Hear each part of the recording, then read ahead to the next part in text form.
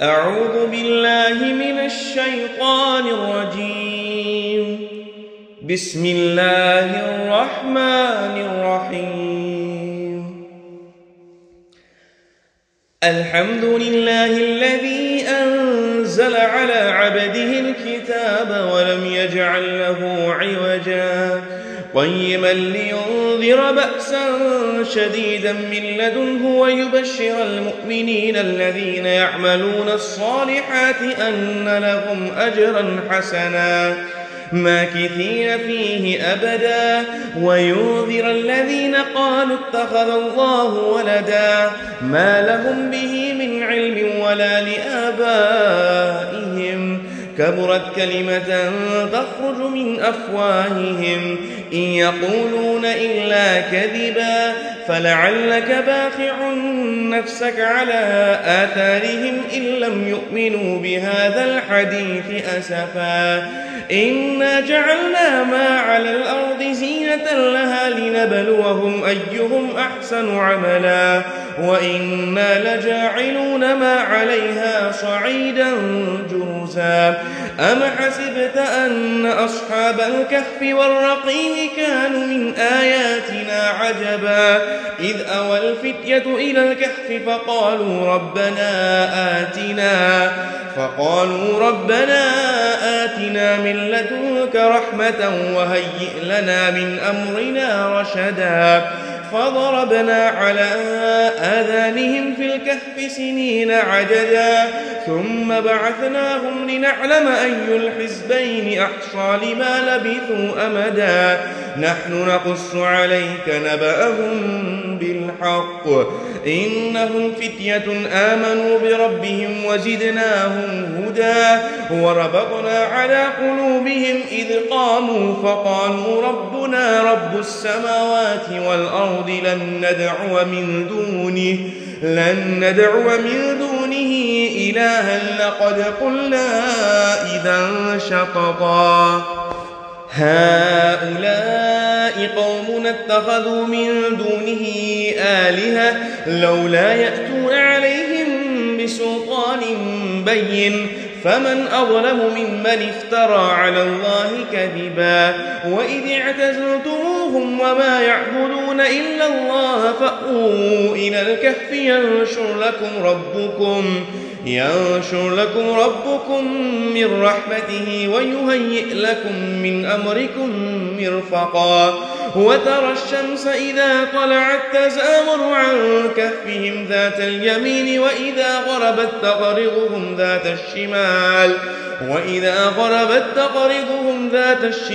وهم في فجوة منه ذلك من آيات الله من يهد الله فهو المهتد ومن يضلل فلن تجد له وليا مرشدا وتحسبهم أيقاظا وهم رقود ونقلبهم ذات اليمين وذات الشمال وكلبهم باسط ذراعيه بالوصيد لو اطلعت عليهم لوليت منهم فرارا ولملئت منهم رعبا وكذلك بعثناهم ليتساءلوا بينهم قال قائل منهم كم لبثتم قالوا لبثنا يوما أو بعض يوم قالوا ربكم أعلم بما لبثتم فابعثوا أحدكم بورقكم هذه إلى المدينة فلينظر أيها أزكى طعاما فليأتكم برزق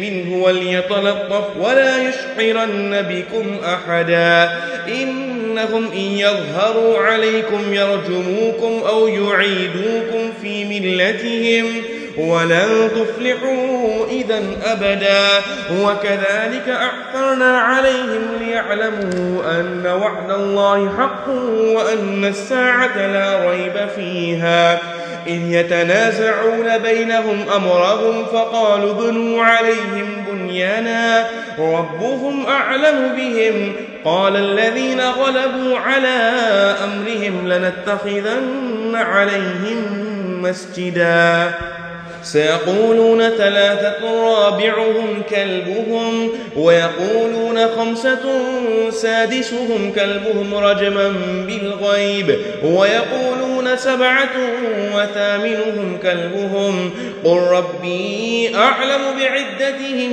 ما يعلمهم إلا قليل فلا تمار فيهم إلا مراء ظاهرا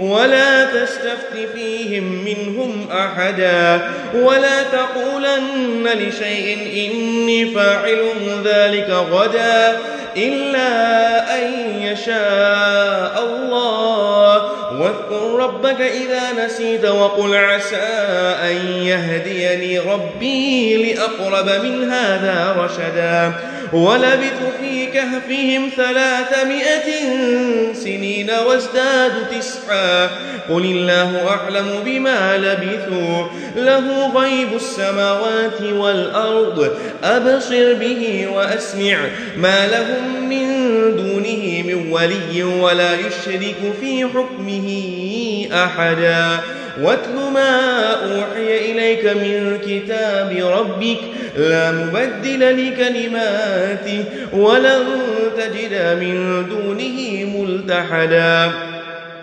واصبر نفسك مع الذين يدعون ربهم بالغداة والعشي يريدون وجهه ولا تعد عيناك عنهم تريد زينة الحياة الدنيا ولا تطع من أغفلنا قلبه عن ذكرنا واتبع هواه وكان أمره فرطا وقل الحق من ربكم فمن شاء فليؤمن ومن شاء فليكفر إنا أعتدنا للظالمين نارا أحاط بهم سرادقها وإن يستغيثوا يغاثوا بماء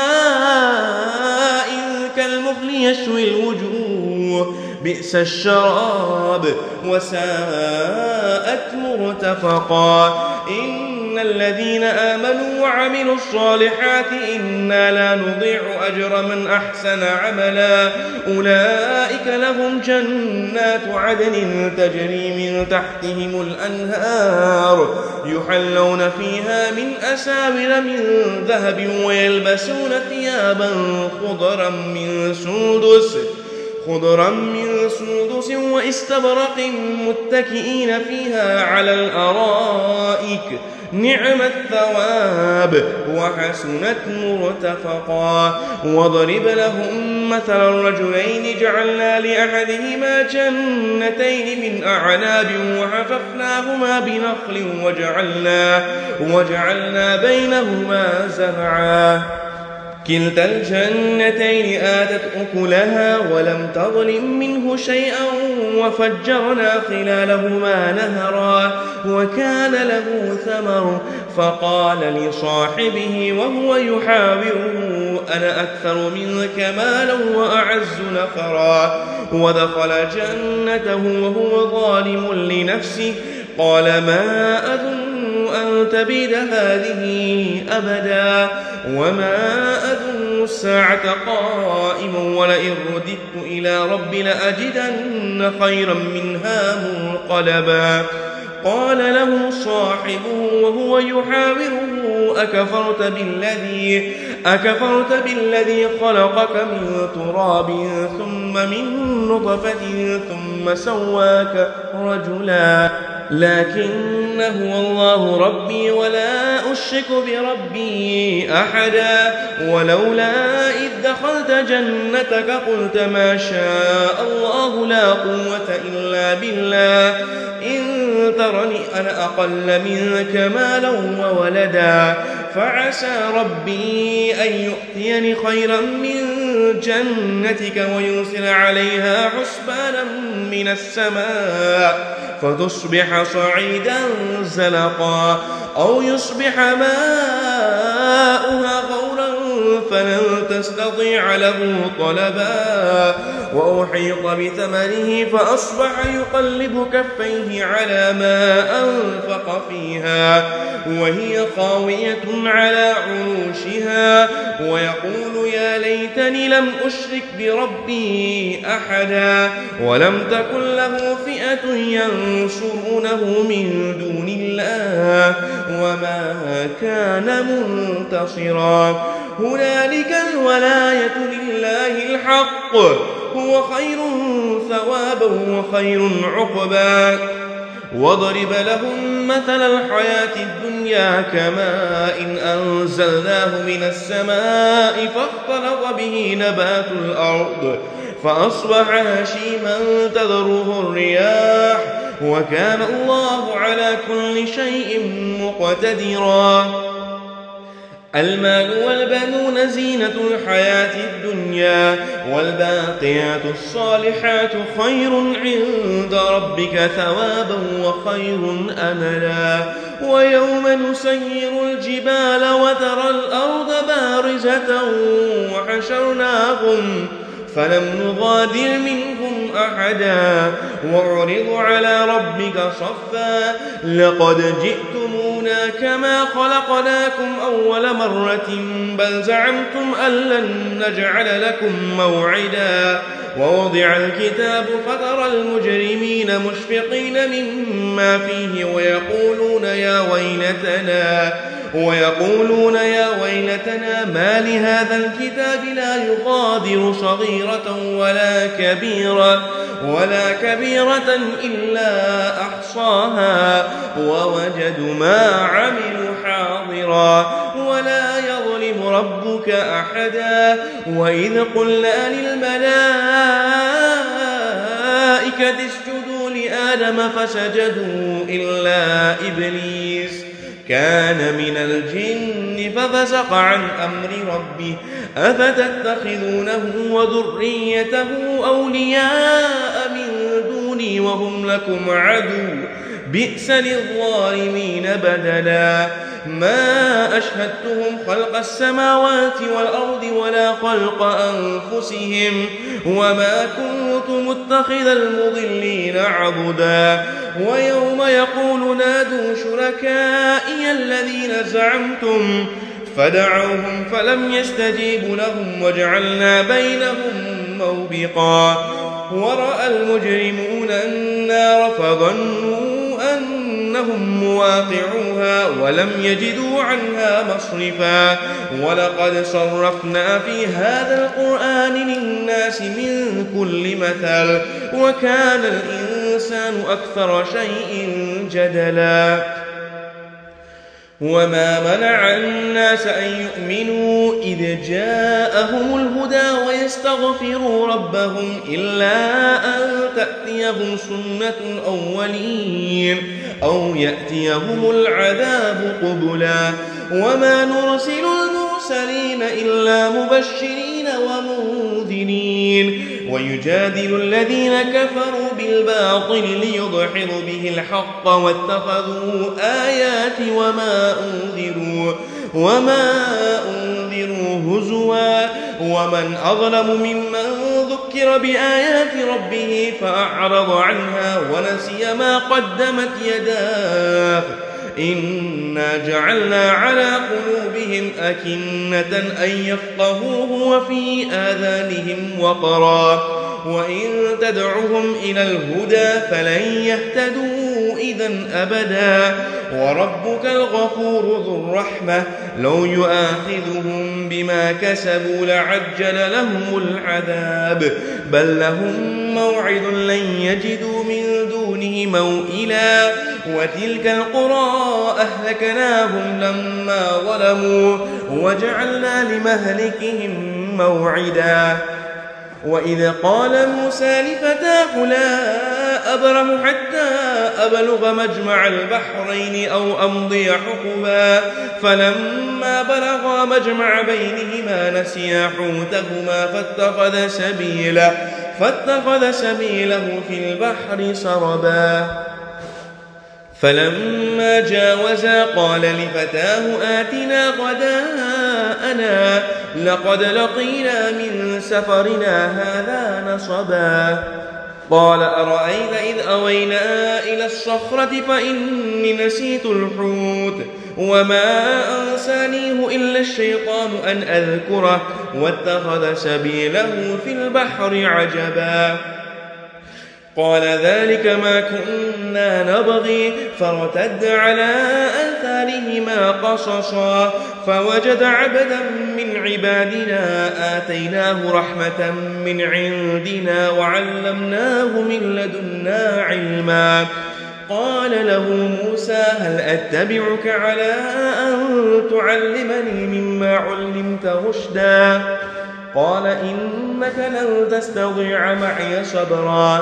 وكيف تصبر على ما لم تحط به خبرا قال ستجدني إن شاء الله صابرا ولا أعصي لك أمرا قال فإن اتبعتني فلا تسألني عن شيء حتى أحدث لك منه ذكرا فانطلقا حتى إذا ركبا في السفينة خرقها قال أخرقتها لتغرق أهلها لقد جئت شيئا إمرا قال ألم أقل إنك لن تستطيع معي صبرا قال لا تؤاخذني بما نسيت ولا ترهقني من أمري عسرا فانطلقا حتى إذا لقيا غلاما فقتله قال أقتلت نفسا زكية بغير نفس لقد جئت شيئا نكرا قال ألم أقل لك إنك لن تستطيع معي صبرا قال إن سألتك عن شيء بعدها فلا تصاحبني قد بلغت من لدني عذرا فانطلقا حتى إذا أتيا أهل قرية استطعما أهلها فأبوا أن يضيفوهما فوجد فيها جدارا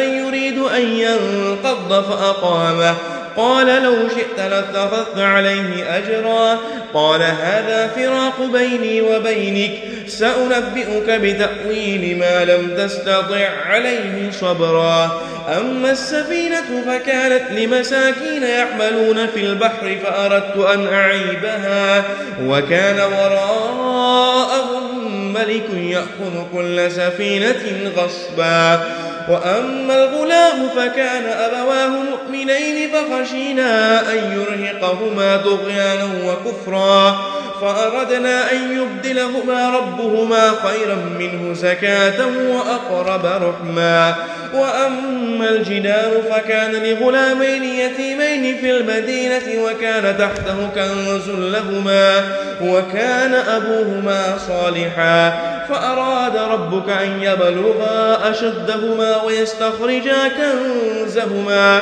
رحمة من ربك وما فعلته عن أمري ذلك تأويل ما لم تسطع عليه صبرا ويسألونك عن ذي القرنين قل سأتلو عليكم منه ذكرا إنا مكنا له في الأرض وآتيناه من كل شيء سببا فأتبع سببا حتى إذا بلغ مغرب الشمس وجدها تغرب في عين حمئة ووجد عندها قوما قلنا يا ذا القرنين إما أن تعذب وإما أن تتخذ فيهم حسنا قال أما من ظلم فسوف نعذبه ثم يرد إلى ربي فيعذبه عذابا نكرا وأما من آمن وعمل صالحا فله جزاء الحسنى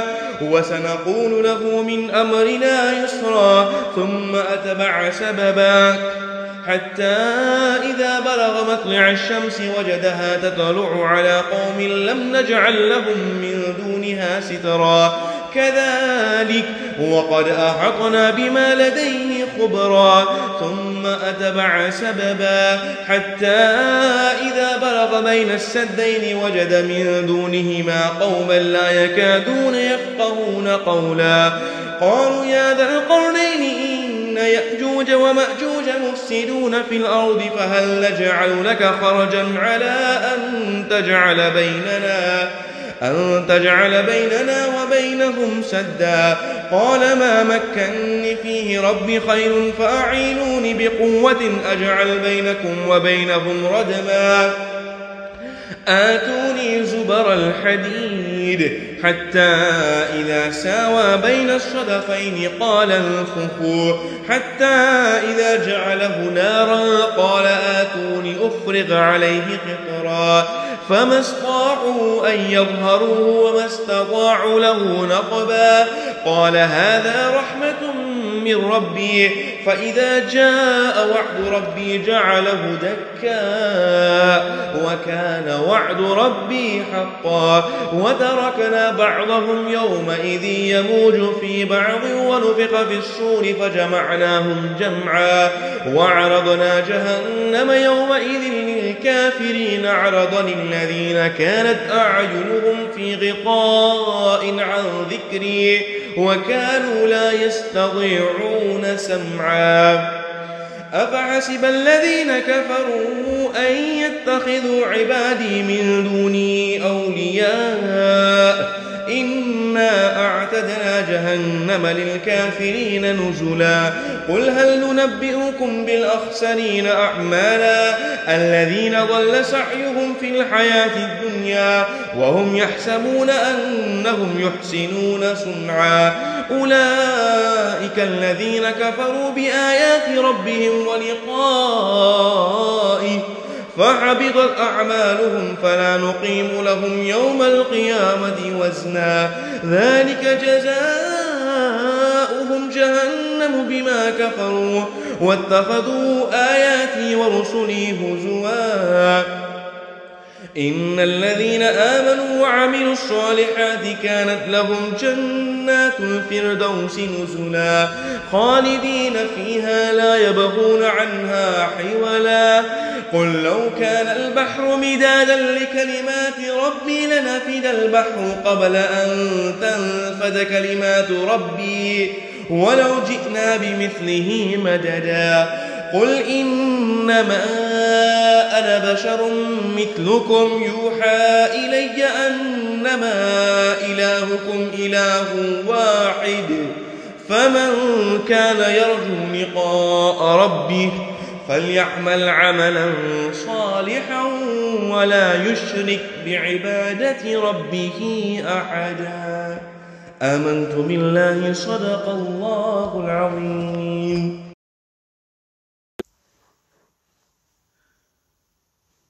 بسم الله الرحمن الرحيم الحمد لله وكفى على عباده الذين اصطفى خصوصا على سيدنا وسندنا وحبيبنا وحبيب ربنا وطبيبنا وطبيب قلوبنا محمد المصطفى صلى الله عليه وسلم أما بعد فأعوذ بالله من الشيطان الرجيم بسم الله الرحمن الرحيم إن الله يحب التوابين ويحب المتطهرين صدق الله العظيم وصدق رسوله النبي الأمين الكريم ونحن على ذلك لمن الشاهدين والشاكرين والحمد لله رب العالمين. Respected elders, dear brothers and sisters, Assalamu alaikum wa rahmatullahi ta'ala wa barakatuh. Alhamdulillah, once again we have been blessed with this beautiful day of Yawm al-Jum'ah. We make dua that Allah subhanahu wa ta'ala gives us the ability to benefit as much as possible from this blessed day. Ameen.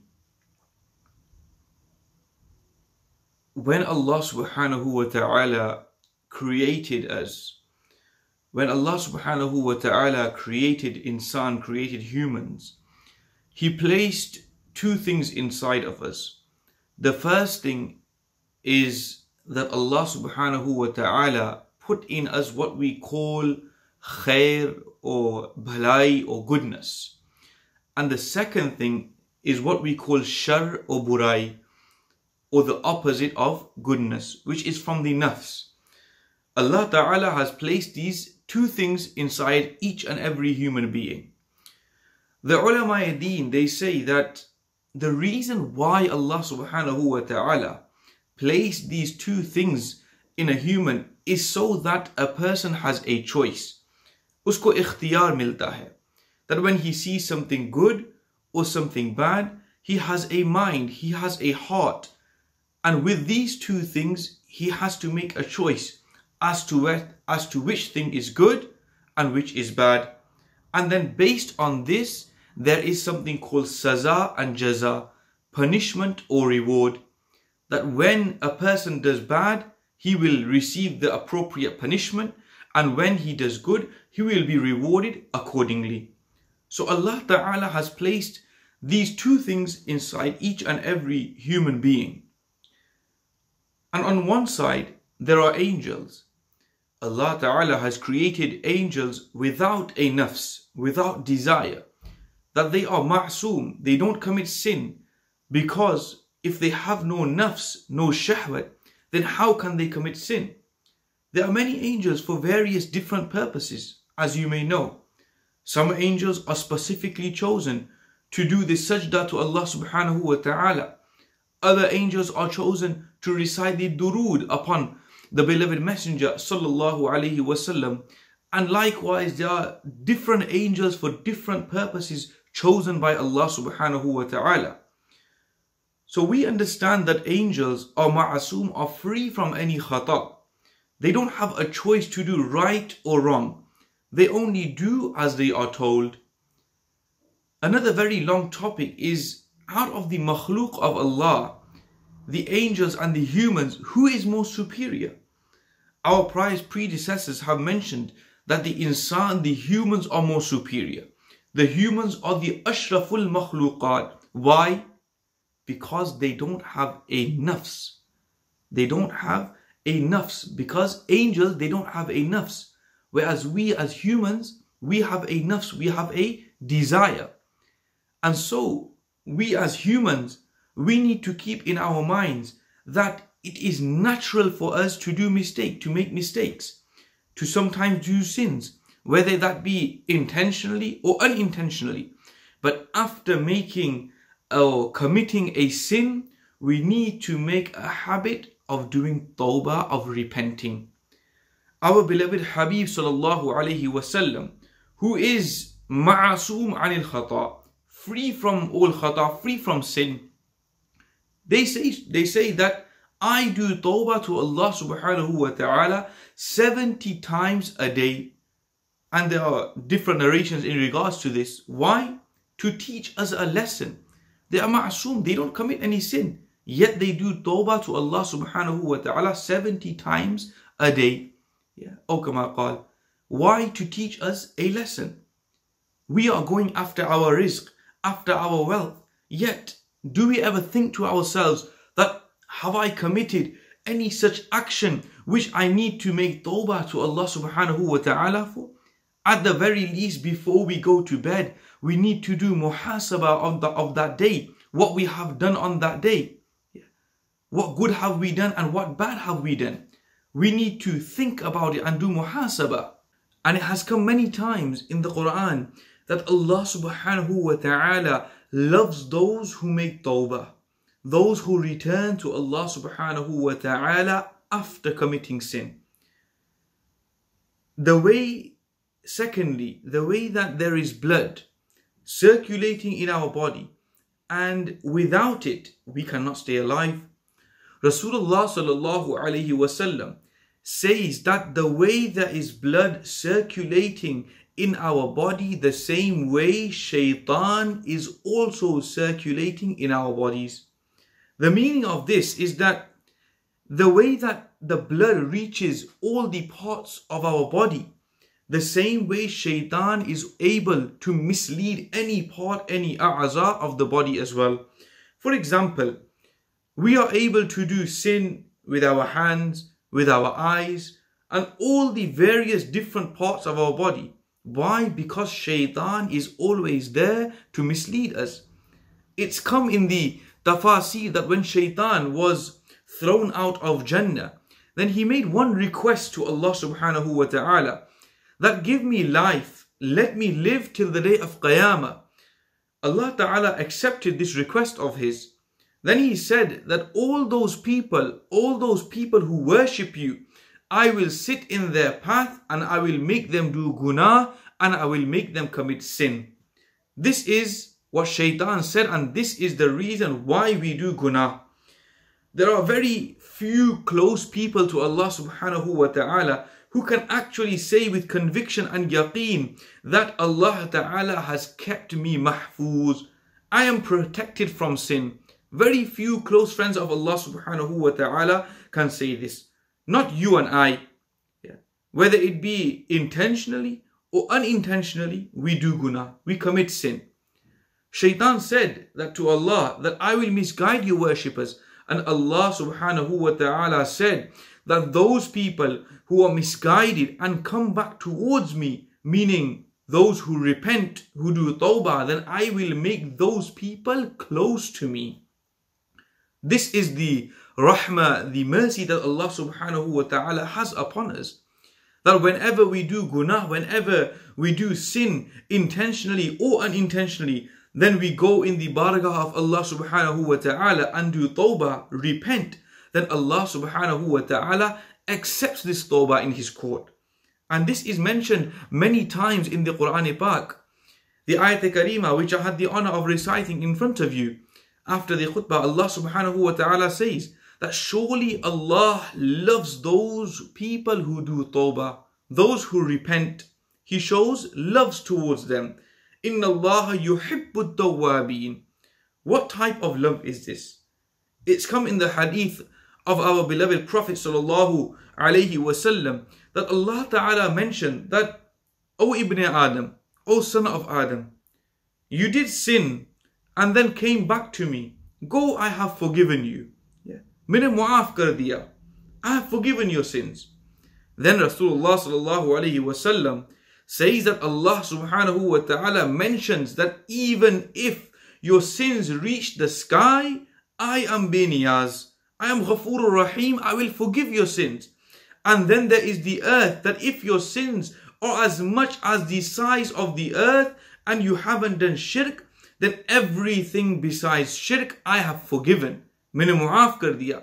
When you return back to me, I forgave all your sins. This is the rahmah of Allah subhanahu wa ta'ala. And Shaykh Sa'di says very beautifully that the rahmah of Allah subhanahu wa ta'ala is looking for an excuse to forgive you. Just an excuse. It's mentioned that the lowest form of tawbah, the lowest form of repentance, you could say, is that after you've committed sin, after you've done any sort of gунah, small or big, small or large, you regret it. You show remorse and you regret it in your heart that what I've done is not right. Maine gунah kiya. And you have some sort of feeling in your heart. Rasulullah sallallahu alaihi wasallam says that even this is a form of repentance. We haven't even asked for forgiveness yet to Allah subhanahu wa ta'ala. We have just only regretted it in our hearts. Yet this is also classed as a form of tawbah. This is also classed as a form of tawbah. Just regretting it, this action, this sin that you may have committed, just thinking that what you've done is wrong, and being remorseful, this is also a form of tawbah. Another very famous hadith of the beloved Prophet sallallahu alaihi wasallam, where they say that the person who does tawbah for his sin, he is like that person who hasn't committed a sin in the first place, who had not committed the sin in the first place. That the person who does sincere tawbah, who sincerely repents, Allah subhanahu wa ta'ala forgives him in such a way that it's as if he hasn't committed a sin. So my dear brothers, we should think that Allah subhanahu wa ta'ala is giving us so much time, so much freedom, that why should we not do tawbah every day? whenever we get time, we need to do tawbah. We need to sit down. We need to think about ourselves, what we do in our lives, and sit down and repent and ask Allah for forgiveness. Rasulullah sallallahu alaihi wasallam, in a very beautiful hadith, they say that when a person does tawbah, when a person repents sincerely, Allah Ta'ala makes the angels forget that that person had committed that specific guna, that sin. That the guna that's written in his register through doing tawbah, Allah Ta'ala makes the angels forget that sin. Allah Ta'ala malaika ko bula deta hai. After that, Rasulullah sallallahu alaihi wasallam says that when a person does tawbah, Allah Ta'ala makes his body parts forget as well that he did the sin. This is the power of tawbah. How big is this, that those body parts, those parts of your body that were going to speak against you on the day of Qiyamah, Allah Ta'ala makes those body parts forget as well that you committed a sin. Not only that, but Rasulullah sallallahu alaihi wasallam says that the place we commit sin, the place that we've committed the sin, Allah Ta'ala makes that place forget as well that you committed sin here. This is the power of tawbah. And then when he or she comes in the bargah, in the court of Allah subhanahu wa ta'ala, Rasulullah sallallahu alaihi wasallam says that he will come as if he is totally forgiven. Just a few drops from the eyes, a couple of words of sincere tawbah. And Allah Ta'ala will accept. Now the question is that, is our tawbah, is our repentance accepted or not?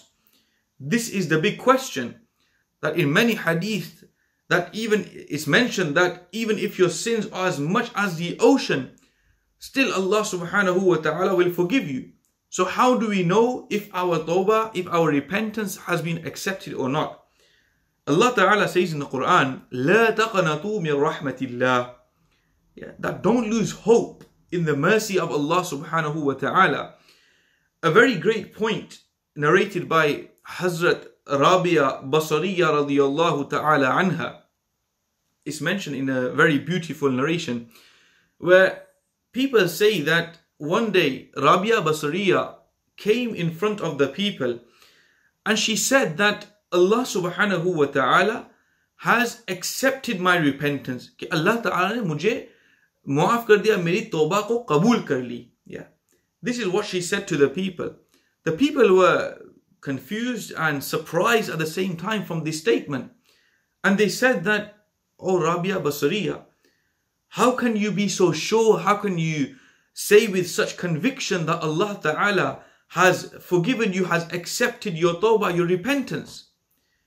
What does Rabia Basariya radiyallahu ta'ala anha say in reply to this? She says to the people that if Allah subhanahu wa ta'ala had not given me, if Allah Ta'ala did not want to accept my repentance, agar Allah Ta'ala ko meri tawbah qabul nahi karni thi, if Allah Ta'ala did not want to accept my repentance in His court, then Allah Ta'ala would not have given me the ability to repent, to do tawbah in the first place. The fact that Allah Ta'ala has given me the ability, the tawfiq to repent and do tawbah in His court, I have full conviction that Allah subhanahu wa ta'ala for this reason has accepted my repentance. And so we need to think about ourselves, that how many times during the month, during the week, during the year, do we actually sit down at the end of each day, sit down on the musalla and think to ourselves what I have done good, what I have done bad, and do muhasabah of the day. Think about what we've done throughout the day and then sincerely repent in the court of Allah subhanahu wa ta'ala. If we ask this question to ourselves, then the answer will be that it is very, very less. We hardly do tawbah, we hardly have the time, or you could say we have the time, but we're lazy. We're not given the tawfiq. We don't have the ability to sit down and repent in the court of Allah subhanahu wa ta'ala. And that is why, based on this narration of, this beautiful narration of Hazrat Rabia Basariya radiyallahu ta'ala anha, that the moment that you have the tawfiq, you have the ability to sit down and sincerely repent, Not just repent and then go back to the same sin, committing the same sin, the same gунah the day after. No, sincerely repent and have sincere intention that you will stay away from those particular sins in the coming days and weeks and months in your life. Then for sure Allah subhanahu wa ta'ala will accept this repentance, accept this tawbah of yours. We make dua that Allah subhanahu wa ta'ala gives us all the tawfiq, first me and then you, all the tawfiq to sincerely repent and do tawbah in His court. And inshallah, Allah subhanahu wa ta'ala will accept this tawbah, accept this repentance of ours, and inshallah be it a means for all of us to enter the gardens of paradise. أقول قولي هذا وأستغفر الله لي ولكم وآخر دعوانا أن الحمد لله رب العالمين. السلام عليكم ورحمة الله وبركاته. صبا مصطفیٰ سے کہہ دینا غم کے مارے سلام کہتے ہیں. صبا مصطفیٰ سے کہہ دینا غم کے مارے سلام کہتے ہیں. یاد کرتے ہیں تم کو شام و سحر دل ہمارے سلام کہتے ہیں. یاد کرتے ہیں تم کو شام و سحر دل ہمارے سلام کہتے ہیں. اللہ اللہ حضور کی باتیں مرحبا رنگ و نور کی راتیں.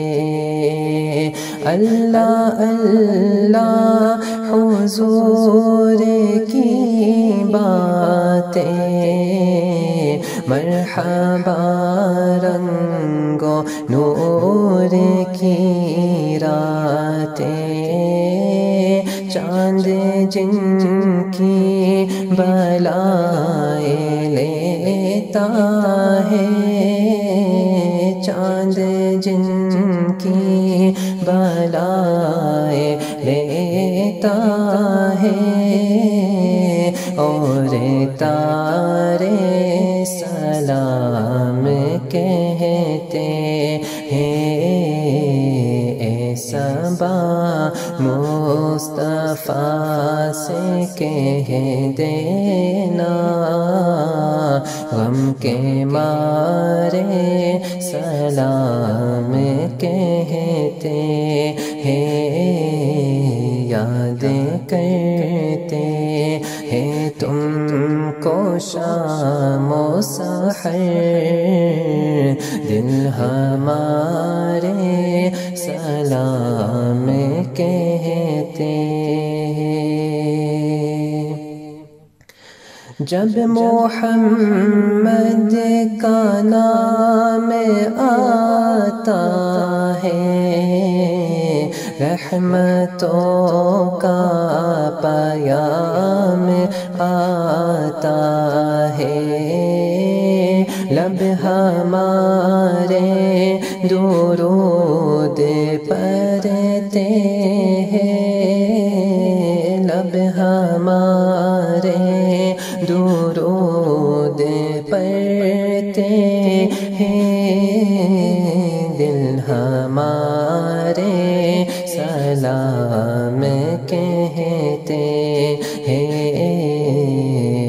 صبا مصطفیٰ سے کہہ دینا غم کے مارے سلام کہتے ہیں. یاد کرتے ہیں تم کو شام و سحر دل ہمارے سلام کہتے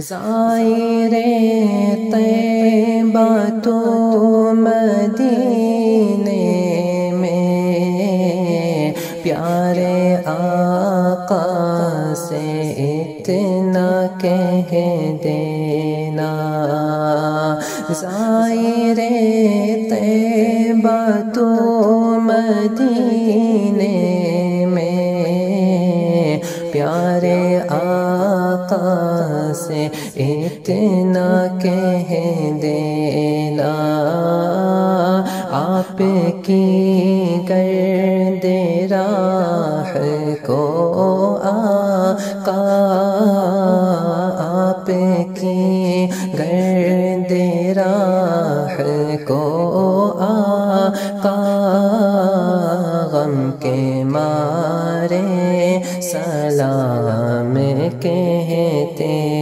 ہیں اے صبا مصطفیٰ سے کہہ دینا غم کے مارے سلام کہتے ہیں یاد کرتے ہیں تم کو شام و سحر دل ہمارے سلام کہتے